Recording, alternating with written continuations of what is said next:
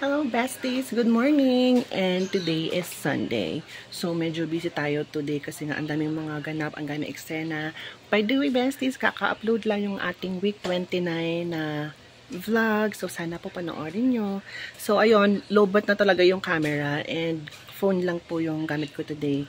So for today's video, ako po ang naatasang tumaos sa kusina. Yung bala kong lutuin is mag-fried chicken, tapos parang miss ko maglongganisa sa itlog. Alam mo yung parang classic na na breakfast, and kasi parang brunch yung pinipig natin kasi total brunch naman talaga to. Wala pa kasi ako talagang kain. Pero yan, so far okay na ako. Nakabili na rin ako ng aking medications, yung mga antidepressant ko, mga anxiolytics, nabili ko na rin po siya. Kaya ngayon parang feeling ko okay ako. And today din, pupunta tayo sa Taguig, makikipagkita tayo kay Tuper. And sabi niya, magdi-date daw kami. So medyo na-excite ako doon. Pero hopefully, time permits na makapagsimba din kami together. Kasi nga parang ang tagal namin hindi na nakapagsimba na magkasama. So puro kami online masses, ganyan. So sana talaga later is makapagsimba kami. For today's video, tayo ay magpapalit lang. Ayan. So, dito tayo kasi sa Tuper. Punta na tayo ng mismo bus terminal. Yung terminal yun is dadaanan siya ng Makati. So, pag-wait mo sa Makati, madaanan siya ng ako. And, hindi magulat doon para hindi naman ako pasang-sasabi na naka-dress tayo today. And, ayun, na-excite kami dati. Finally, makapag-date na rin kami. Ako ngayon sa may Makati, and iniintay ka nilang si Tuper na sunduin ako. So from Taguig to dito sa Magallanes ako susunduin. Palapit lang naman yun. So ito, waiting lang tayo. And nakakaloka, sabi niya, lakas ng ulan kanina. Dito sobrang araw, as in ni ambon wala. Tingnan nyo.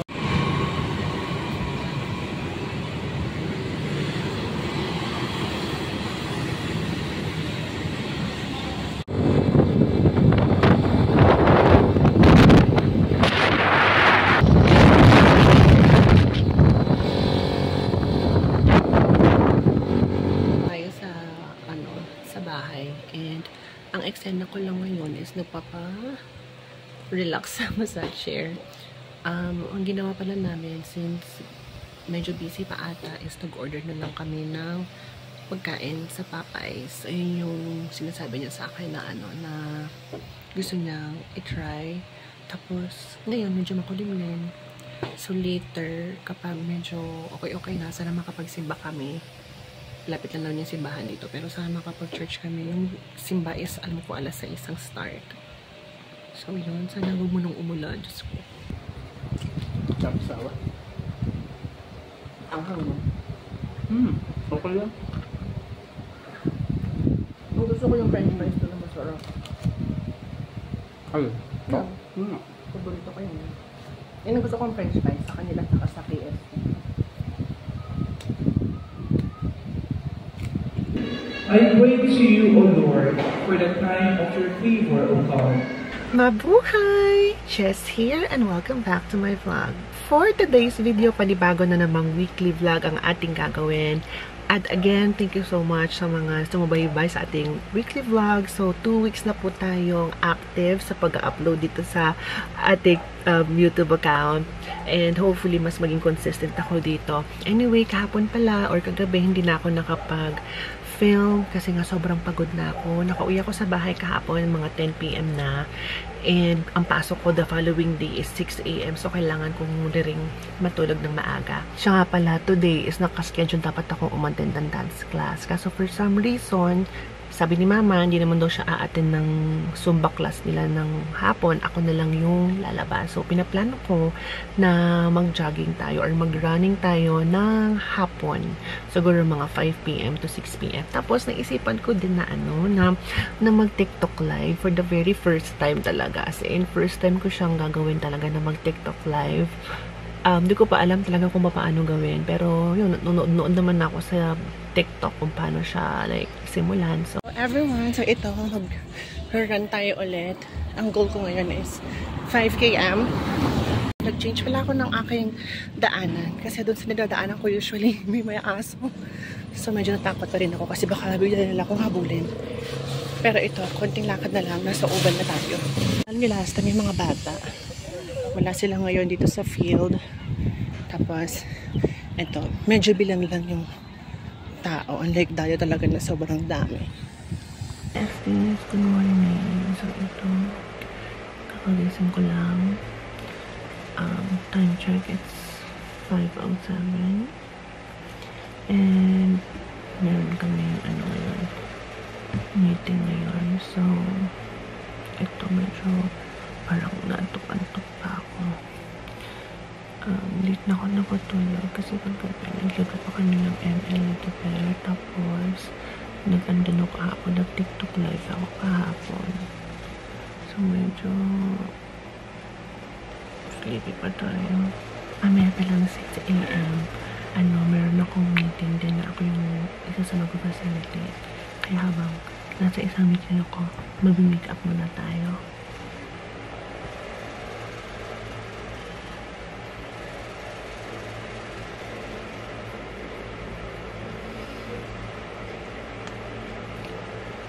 So, ito na yung ating look for the meeting later.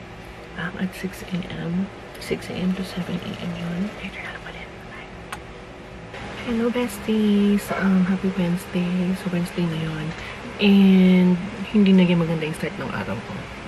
Alam mo yung parang nakaset na yung isip mo na mag-dance class ako today. As in, talagang nakaset na siya. Tapos, all of a sudden, masisira yung plano mo. Ayun kasi yung parang pinaka-ayaw na ayaw ko. Yung nasisira yung plano. Today, din namin, ika-13th month din namin ito pero. So, bali 1 year and 1 month na kami. Tapos, ito parang, ewan ko kung mali ako nga, iniintay ko lang siya na batiin ako. Kasi parang busy ata siya masyado, kaya hindi niya pa ako nababati. Siguro, intayin ko na lang hanggang mamayang gabi kung maalala niya. Lolo. Ako kasi particular ako sa mga dates, yung mga ganun-ganun. Kasi ako, sentimental akong tao. May tumatawag sa akin, teka lang. So, yun na nga, tumawag siya sa akin. And, hindi pa rin niya ako binati. So, feeling ko talaga nakalimutan niya. Kaya mamayang gabi talaga, pag nag-usap kami, yari siya sa akin. Tinang isda natin, pinapatanggal ko lang yung mga yelo. Kasi yung sobrang pa niya, frozen pa nila. As in, ayun may mga pa sila, yellow pa. So, i-defrost ko muna sila para later, ready na sila iluto. Lately, ayoko talagang kumain ng masyadong puro karne. Hindi ko alam kung bakit. Parang, kasi siya, like, hindi rin siya maganda, syempre, sa health. At the same time, nagkakos siya ng, constipation, nakaka-bloat siya, ganyan. And parang, may times kasi na pag tumatakbo ko, parang feeling ko, ang bilis ko nang hingalin. Hindi ko sure kung dahil ba yun sa kain ko ng karne, pero, feeling ko may factor. Alam mo yun? Mayroon tayong konting dilemma. Pinaprepare ko na kasi yung mga ingredients na gagamitin ko for may kinamatisan. Kaso, ang problema, wala pala kaming ginger. Wala kaming luya na ubos na. And tinatamad akong lumabas para bumili. So naisip ko, pwede ko na ba itong gamitin yung turmeric? May turmeric kasi dito, kaso powder. Press lang ba yun?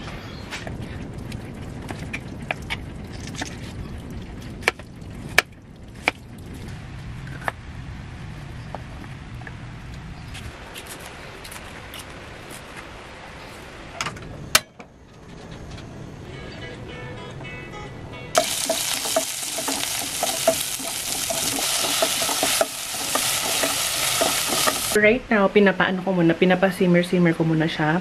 Ako kasi pag nagawa ako ng kinamatisan, gusto ko sinasama ko dun sa gisa yung isda or karne man yan o Basta gusto ko sinasama ko yung isda para yung lasa nung bawang, sibuyas, kamatis sumahalo dun sa isda. Tapos, ang ginawa ko, hindi ko na kinat. In-slice ko na lang yung parts ng isda para pumasok sa loob yung katas niya. May iba kasi na parang ang bet nila is timplahan muna, parang pakuluan muna ng ng tubig, lagyan ng kung ano-ano bago nila ilagay yung pinaka-isda, which is yung pinaka-last part nila. Ako kasi gusto ko yung lasa talaga ng kamatis and yung bawang sibuyas is nahahalo dun sa isda. Naglagay na ako ng tubig, approximately 3 to 4 cups yun. As in, tinansya ko lang talaga siya. So, ayan, papakulang ko lang siya ng konti. Tapos, ako ko ilalagay yung sili na green and yung ating, chicken cubes. Tapos, Ito, may experiment akong gagawin since wala kaming luya, tapos meron kaming turmeric dito. Ihalo ko na lang to. So, sana ma-achieve natin yung lasang gusto ko. Kasi gusto ko talaga yung may konting parang anghang from the luya. Yan. So, tapos na yung ating kinamatisan. Nilagyan ko lang siya ng malunggay. Tapos, turmeric nga. Masarap. Masarap ito pag ano pa, sobrang init. Good morning, everyone. It's Thursday. Time check, it's 2 AM. Maaga tayo lang kasi ang meeting ko is 4 AM kasi sobrang antok pa ako talaga. Sobrang antok pa. Nakakainis kasi ayaw mo ba itong bluetooth ko? Nahihirapan ako nito. Hindi ko kasi siya ma-speak kasi si mama matutol lang pa dito. Kaya ito, kailangan ko mag-headset kaso kaya naman ko. Happy Friday everyone! Last day ng ating work week and today is medyo maulan. Actually, kahapon pa. So, kahapon hindi rin ako nakapag-run and today for sure hindi pa din kasi nga may bagyo tayo, si Chrissy. Anyway, as you can see, meron tayong lashes ngayon kasi kahapon, dinaray ko yung bago kong plaster lashes. So, ito yung ginamit natin kahapon for our lashes today. Okay, same drill for today's video. Mag-get ready with me lang tayo. So, dahil wala naman akong meeting today, more on ano lang tayo, sunscreen, blush, saka lipstick. Yun lang. Yan. Alam niyo ba, in fairness naman dito sa, ano na to, sa lashes na to, akala ko nung una mabigat siya sa mata. Meron siyang konting weight, pero it's not really that heavy. Mabigat lang siyang mararamdaman kapag nabasa. Pero kapag dry siya, wala. It's very natural lang. Parang wala ka lang suot at all. And for normal days like this, like no meetings, walang gala, I just go for my favorite velvet lip tint or lipstick. This is from JMCY. It says here, it's matte lip gloss. But the truth is, wala siyang gloss na bibigay. It's more on velvety, ganyan siya. Pero it's super nice. As in, sobrang smooth nito. Alam mo, parang ka naglalagay ng butter. That's how it feels. It's Saturday. So, ito na. Saturday evening tayo nakapag-film kasi nga this morning medyo naging busy lang tayo. Actually, may plan ako this morning na tumakbo sana and magpunta ng gym for dance class. Apparently, in lakas ng ulan. So, no choice but I have to stay at home. So, share ko lang pala sa inyo na kahapon. Naglagay tayo ng press-on nails. Look at this. Diba? Super cute nila. Namiss ko na kasi magpaano talaga nail extensions. And nung chinek ko kasi dun sa nail tech ko, medyo mataas na yung price niya. Unlike before, nung December, parang nakapagpa-nail ako with all the charms and everything. Sa ano lang siya, nasa 500 pesos. Ngayon kasi umaabot na siya ng 1,000. Kaya sabi ko, no, that's out of my budget. And then this week, masasabi ko na parang sobrang wala tayong masyadong ganap kasi nga nag-uulan. Alam mo yung may mga plans ako na tatakbo ko, hindi ko naman nagagawa.